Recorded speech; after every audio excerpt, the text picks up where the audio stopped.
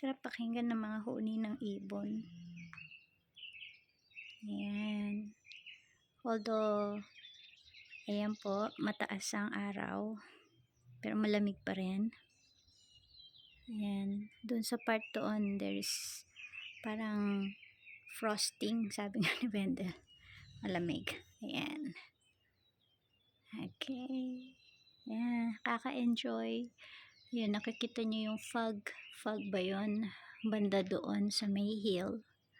Meron parang fog. Tingnan natin kung maaano natin. Ayan. Ayun o. Para siyang frosted. Ayan. Oh, ayan. Ayan. Puti. Hindi yan lupa. Grass yan. Pero frosted ang dating. Ayun siya. Oh. Ayan. Grabe ang lamig.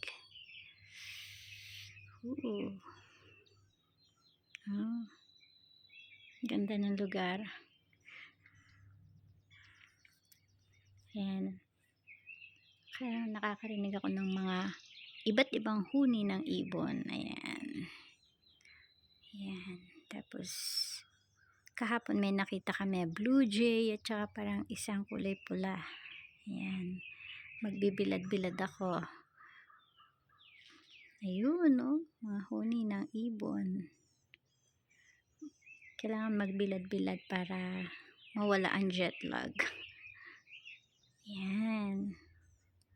You know, parang frosted yung grass doon. Sobrang lamig po.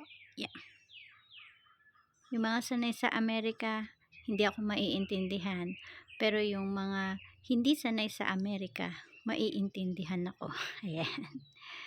Yes. Enjoy natin ang fully air condition na lugar.